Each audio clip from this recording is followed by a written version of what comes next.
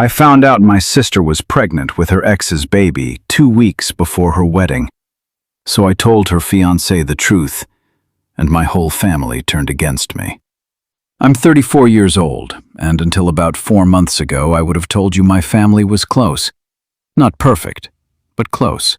The kind of family that does Sunday dinners and group texts and shows up for each other. I would have told you that loyalty was the one thing we never questioned. I don't believe that anymore. This is a long story, so let me lay out the cast first. There's me, Emily. My husband, Mark, who I've been married to for 6 years. My younger sister, Chloe, who's 28. Our parents, Robert and Linda. And Daniel, Chloe's fiancé, or he was until 2 weeks ago. Chloe and Daniel got engaged 14 months before all of this happened. Daniel is, or was, one of the genuinely good people I've met. He's an elementary school teacher. He coaches a rec league soccer team on weekends, and he treated my sister like she was the only interesting person in every room he walked into. My mother adored him. My father, who is not an easy man to impress, told me once that Daniel was the first one of Chloe's boyfriends who didn't make him want to change the locks. I want to be clear about something before I go further. I loved my sister. I still do, even now, even furious as I am. This isn't a story about hating Chloe. It's a story about what happens when you find out someone you love is capable of something you didn't think they were capable of. And then you have to decide what you're willing to do about it. About 5 months before the wedding, Chloe asked me for a favor. She wanted to go on a girls' trip to Asheville with her friend Priya for a long weekend. A bachelorette-adjacent thing, not the actual bachelorette party, just a getaway before things got busy with final wedding planning. She told Daniel it was Priya, her, and 2 other friends from her book club. She asked me to be her alibi if Daniel ever asked me about it, because apparently one of the other friends backed out, and Chloe didn't want Daniel to worry that it was just her and Priya alone in a cabin for 3 days. I didn't think much of it. It felt like the kind of small, harmless lie people tell to avoid an argument that isn't really about anything. Daniel wasn't controlling. From everything I'd seen, he never gave Chloe a hard time about her friendships or her time away. But Chloe had always been the type to smooth things over preemptively, even when there was nothing to smooth. Just if he asks, say you talked to me, and it was me, Priya, Sarah, and that other girl from spin class, she said over the phone. He's not going to ask. He trusts me. I just don't want it to be a thing. I said sure. Why wouldn't I? My sister had never given me a reason to think there was anything to hide. She went. She came back 3 days later with sunburn and a bag of local honey for our mom and stories about a waterfall hike. Nothing seemed off. If anything, she seemed lighter than she'd been in weeks. Wedding planning had been stressing her out, mostly fights with the venue about deposit deadlines, and I chalked up her good mood to a relaxing weekend away from her phone. I didn't think about the trip again for months. Here's where I have to explain something that's going to make me sound like a bad person, or at least a nosy one.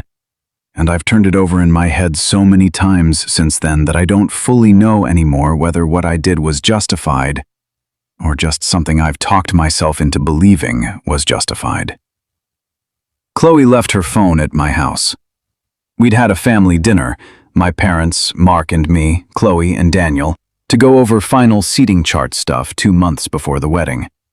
Chloe left in a rush because Daniel had a coaching thing to get to, and her phone stayed on my kitchen counter, forgotten, charging on a cord she must not have realized she'd left plugged in. It buzzed.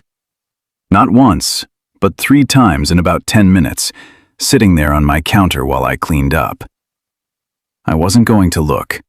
I want that on the record because I know how this sounds. I picked it up to see if I should text her that she'd left it, and the screen was lit up with a notification banner from a contact saved as J. I can't stop thinking about Asheville. I stood there in my kitchen holding my sister's phone, and I felt something in my stomach drop the way it does when a car goes over a hill too fast. I want to tell you I put the phone down and didn't look further, because that would make me the kind of person I'd like to be. I didn't. I opened the notification. I know her passcode. It's our childhood dog's name and her birth year. She's used some version of that code since she was 16. And I want to be honest that opening it was a choice, not an accident. And I have sat with that choice every day since. The messages were with someone named Jake. I knew who Jake was. Everyone in my family knew who Jake was. Jake Sullivan was Chloe's on and off boyfriend for almost 4 years in her early 20s, before Daniel, before any of this. Their relationship had been a mess, genuinely one of those relationships where every family gathering for 2 years came with a subplot of, is Chloe and Jake back together this week? My parents didn't like him. I didn't like him. He wasn't a bad guy exactly, but he and Chloe brought out the worst versions of each other. Jealousy, screaming fights in parking lots, the two of them breaking up and getting back together 4 separate times before she finally actually ended it for good, almost 2 years before she met Daniel. The messages went back 3 months, not every day, but regularly. Flirtatious at first, in a way that could maybe, generously, be explained as harmless nostalgia between exes who'd stayed loosely in touch. Then less deniable. Then about 6 weeks in, there was a thread of messages time-stamped the exact weekend of the Asheville trip. Can't believe we did that. I don't regret it. We need to figure out what this means.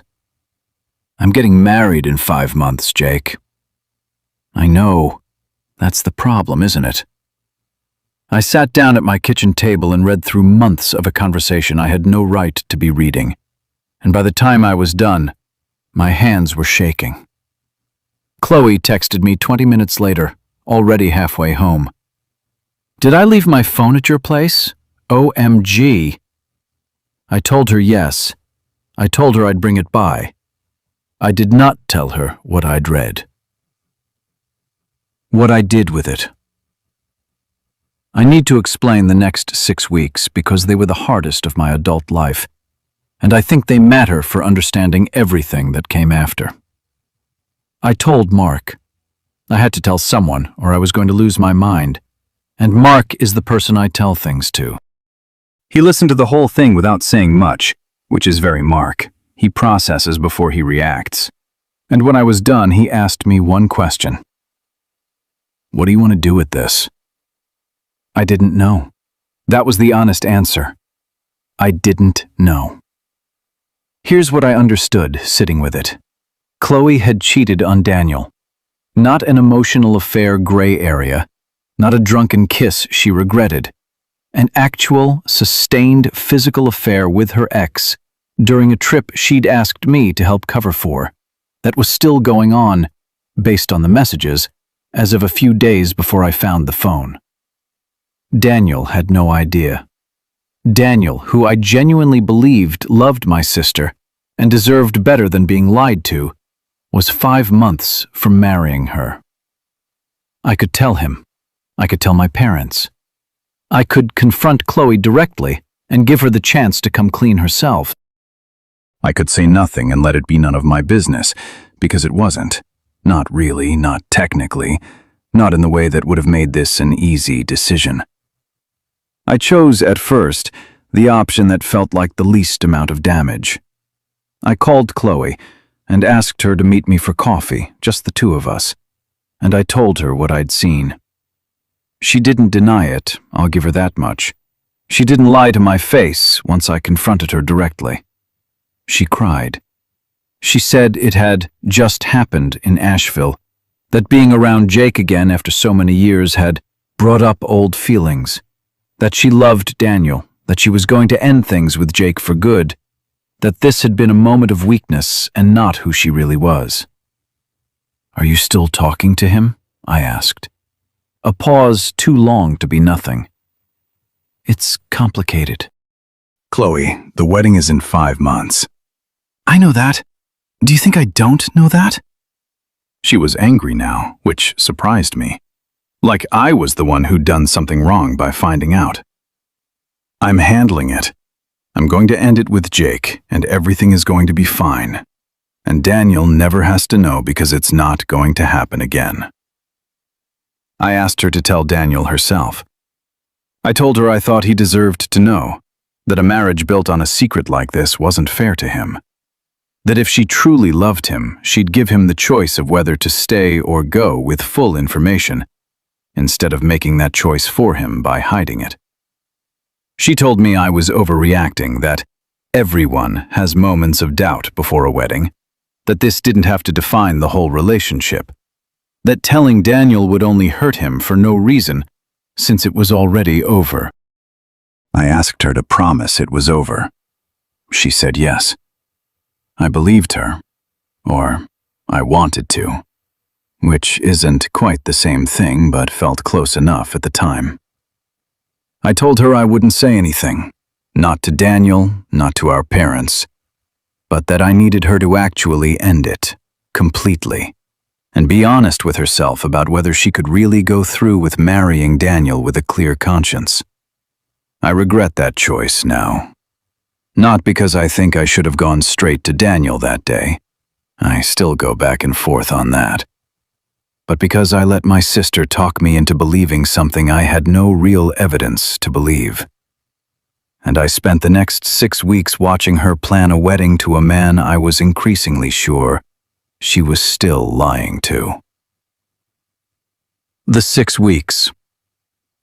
I want to describe what those weeks were like, because I think it's important to understanding why I eventually did what I did. Wedding planning continued exactly as normal. Cake tastings. A bridal shower that my mother threw, full of finger sandwiches and gift bags, and Daniel's mother crying happy tears over a card. I sat through all of it with a knot in my stomach that never fully went away, watching my sister smile in photos with a man I was almost certain she was still cheating on, because the small signs never stopped. A late-night work thing that ran until 1 a.m., a new habit of stepping outside to take calls. Once, at a family dinner, I saw her phone light up with a name I recognized wasn't in her contacts under Jake anymore.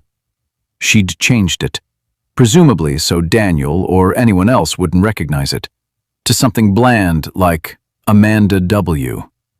I only knew because I still remembered the number from that first night. I confronted her again, twice. Both times she told me it was nothing, that I was being paranoid, that I needed to let it go and trust her. The second time, she cried and told me that if I really cared about her, I would stop bringing it up and let her handle her own relationship. That I was making her wedding planning miserable by constantly acting suspicious of her. That I was the one causing problems in the family now. That's the part that still gets to me, honestly. Somewhere in those 6 weeks, the story quietly shifted, at least in Chloe's telling of it. From Chloe is cheating on her fiancé to Emily won't drop it and is being difficult. I don't think she did that maliciously, exactly. I think it's just what people do when they can't fully look at what they've done. They find a way to make someone else the problem instead. I talked to Mark about it constantly. He was the only person who knew, and even he started gently pushing me toward a decision. You can't carry this by yourself for the whole engagement, Em. Either you tell him, or you genuinely let it go and stop torturing yourself over something that isn't yours to fix. You can't keep doing this in-between thing. I knew he was right. I didn't know which choice I was going to make. I kept hoping, honestly, that the decision would somehow make itself, that Chloe would come clean, or that the affair would actually end and stay ended, and I could just quietly let the whole thing become something that never had to leave my kitchen table that night. Then Chloe told us she was pregnant. It was at Sunday dinner, 10 weeks before the wedding. She and Daniel came in holding hands, both of them lit up in that specific way people get when they've been sitting on news they're excited to share. And Chloe said, "We have something to tell you." And my mother actually screamed before Chloe even finished the sentence, because she already knew. Daniel's face when he talked about it. I want to be fair here and say that whatever else is true, that man's joy in that moment was completely real. He talked about wanting a July wedding photo album that would somehow now also be a "we found out right before we got married" story. About already looking at strollers. About how he'd always wanted to be a young dad like his own father had been. My mother cried. My father, who does not show emotion easily, hugged Daniel for a solid 10 seconds, which for him might as well have been sobbing. I sat at that table doing math in my head that I did not want to be doing. Chloe was about 9 weeks along, based on what she said that night. 9 weeks before that dinner put conception right around, not exactly on, but uncomfortably, sickeningly close to, the time frame of the Asheville trip, and the weeks immediately following it, which was also, based on what I'd seen on her phone, still very much within the window where she and Jake were exchanging messages that made it clear the affair hadn't ended after that trip, the way she told me it had. I am not a doctor. I didn't know for certain what that timeline meant. Pregnancy dating isn't always exact, and I told myself that repeatedly in the days after that dinner, lying awake doing the same calculation over and over, like it would come out differently if I just tried hard enough. But I also knew my sister and Daniel's actual relationship rhythm. I'd heard enough over the years in the kind of oversharing sisters do to know that things between them had been strained and low frequency in the months leading into the engagement crunch. Both of them stressed and exhausted and barely seeing each other around Daniel's coaching schedule and Chloe's own end-of-quarter work crunch. It wasn't impossible that the baby was Daniel's. It also wasn't something I could look at and feel confident it definitely was. I asked Chloe to talk to me alone the next day. I asked her directly, "Are you still seeing Jake? And is there any chance at all, that this baby isn't Daniel's?" She lost it. Actually lost it, in a way I hadn't seen from her since we were teenagers. She screamed at me that I was disgusting for even asking that of course the baby was Daniel's, that I was trying to destroy the happiest moment of her life because I couldn't stand to see her happy. That I needed serious help if I thought this was an appropriate thing to accuse my own sister of. She told me that yes, fine, she'd seen Jake a couple more times after Asheville, but that it had been over for weeks now, way before conception could have happened, and that I had no right, none, to bring this into her pregnancy. I wanted to believe her. God, I wanted to believe her. I told myself for almost 2 more weeks that I did believe her. The text I wasn't supposed to see. 10 days before the wedding, Chloe asked me to help her with a final errand, picking up an alteration. She screamed at me that I was disgusting for even asking that of course the baby was Daniel's, that I was trying to destroy the happiest moment of her life because I couldn't stand to see her happy. That I needed serious help if I thought this was an appropriate thing to accuse my own sister of. She told me that yes, fine, she'd seen Jake a couple more times after Asheville, but that it had been over for weeks now, way before conception could have happened, and that I had no right, none, to bring this into her pregnancy.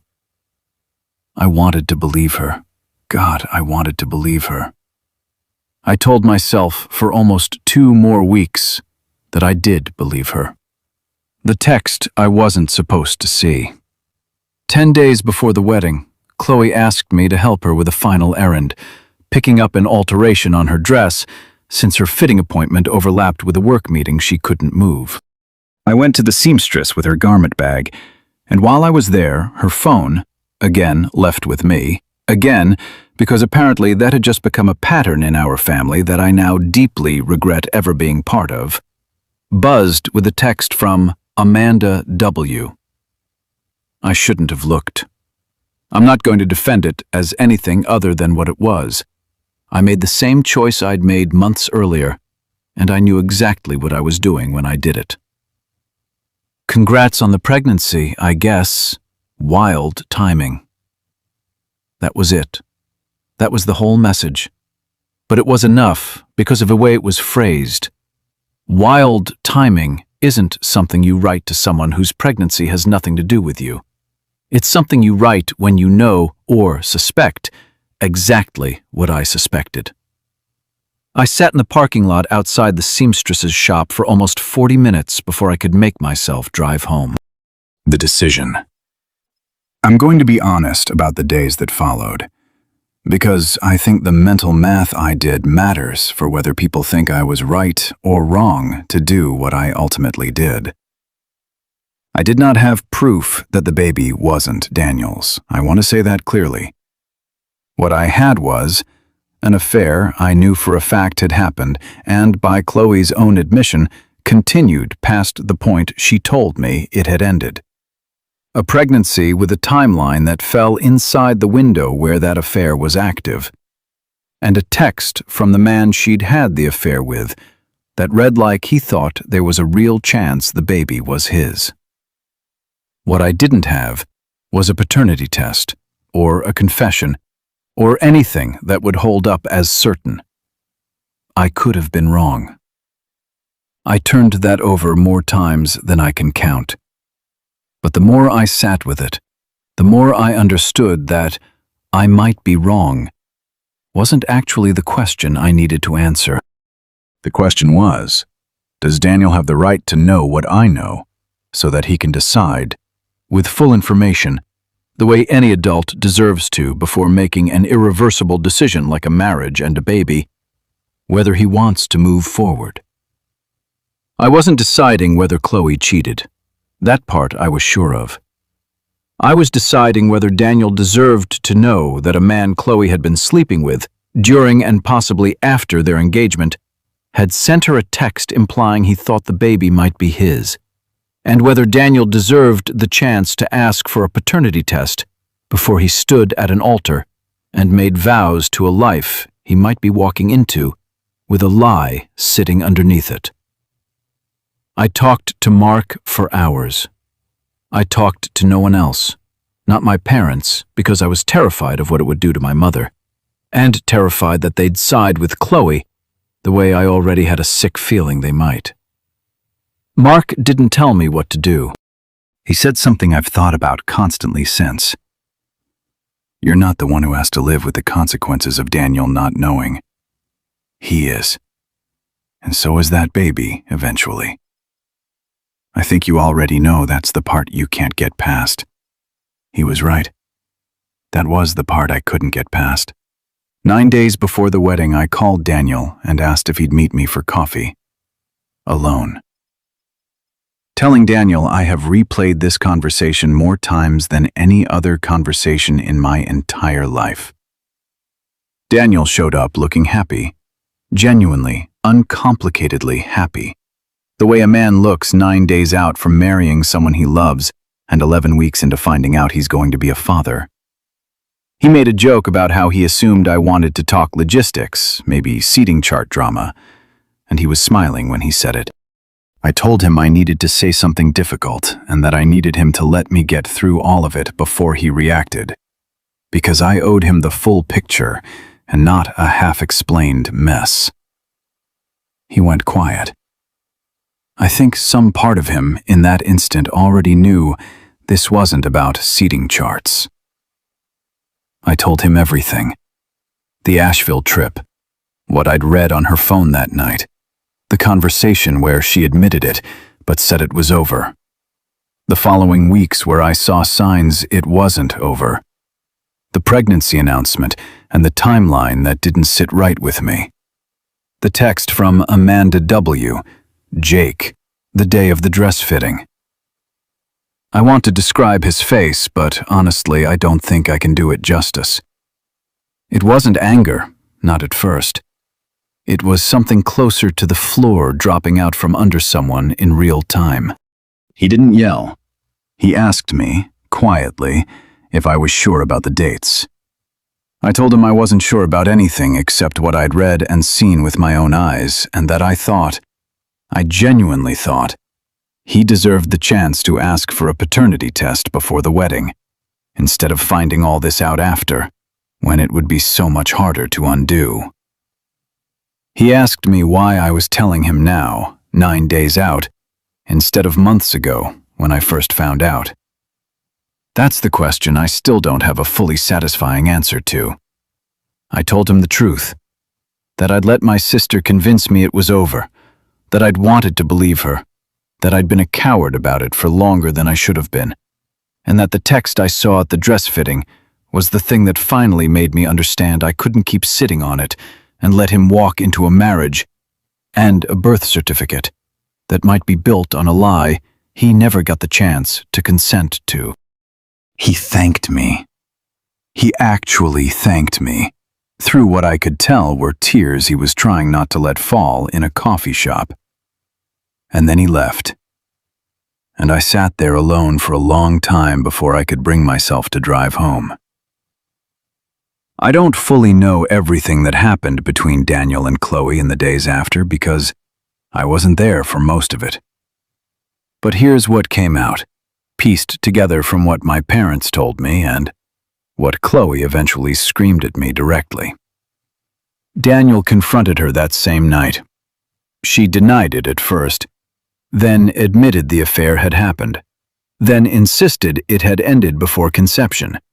Then, after he pushed, after he told her he wanted a paternity test done immediately, using an early prenatal option, before he'd agreed to go forward with the wedding, she got angry and told him he was being paranoid and cruel to even suggest it during her pregnancy. He didn't back down. To his credit, and I mean this completely, he didn't scream, he didn't do anything dramatic. He just said that he loved her, but that he wasn't going to marry her without knowing the truth about his own child, and that if she truly believed the baby was his, a test would only confirm what she already knew and cost them nothing but a few uncomfortable days of waiting. She agreed, eventually, because she didn't have much choice. Refusing would have told him everything he needed to know anyway. The test came back 4 days before the wedding. The baby was not Daniel's. I heard this from my mother, who called me, sobbing so hard I could barely understand her at first. The wedding was canceled immediately. Venue, caterer, 200 guests, all of it unwound in the span of about 18 hours. Daniel moved out of the apartment he and Chloe shared that same week. I don't know the full extent of what's happened between him and Chloe since, or what's happening with Jake, or what Chloe's plan is going forward. Because at this point my sister isn't speaking to me, and hasn't since the day the test results came back. Here's the part that I think is going to be the most controversial, and the part I need honest opinions on, because my own family is completely split. My mother is furious with me. Not with Chloe, with me. Her position is that whatever Chloe did was between Chloe and Daniel, and that it was not my place to insert myself into their relationship, that I destroyed my sister's wedding, her engagement, and possibly her relationship with the father of her own child, all based on messages I read without permission on a phone that wasn't mine. She's told me, more than once now, that I humiliated the family by airing this out right before the wedding, instead of keeping it inside the family and letting Chloe and Daniel work it out privately, whatever that would have meant. She's told me I should have minded my own business.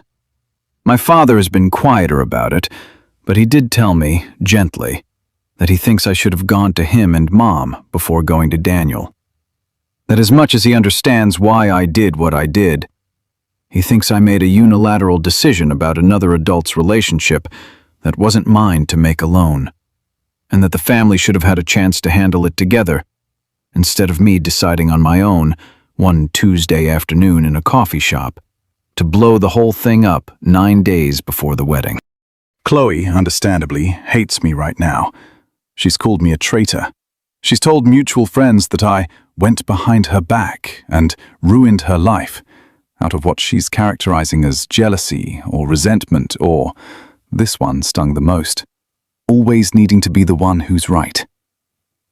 She hasn't, as far as I know, spent much time reckoning with the fact that none of this would have happened if she hadn't cheated on her fiancé with her ex during her own bachelorette-adjacent trip, and then let him believe for 11 more weeks that a baby that wasn't his was.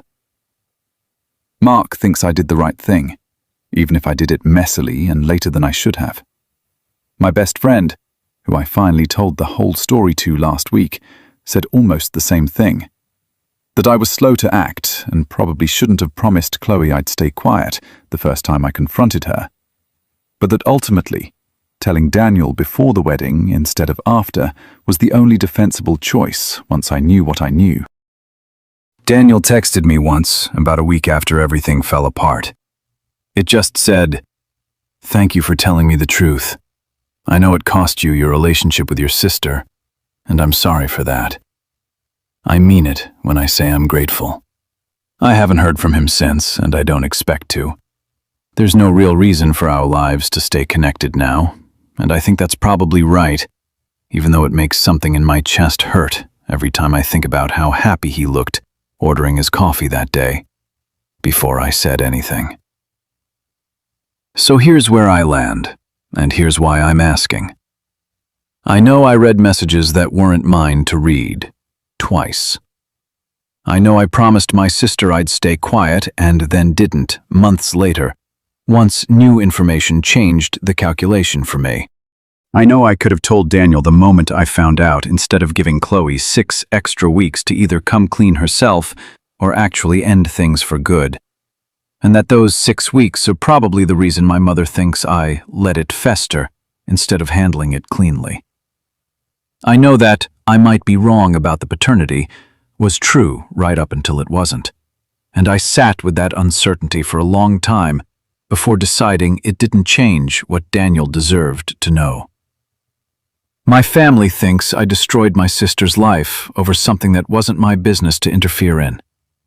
I think I give a good man the chance to make an informed decision about his own future before it was too late to undo it, and that the only person who destroyed anything was the one who cheated on her fiancé and let him believe a baby was his when she had every reason to suspect it wasn't.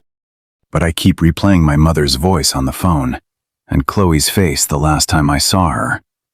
And I honestly don't know anymore whether I was the person who did the right thing the hard way, or the person who couldn't mind her own business and blew up her sister's entire life over a decision that was never mine to make.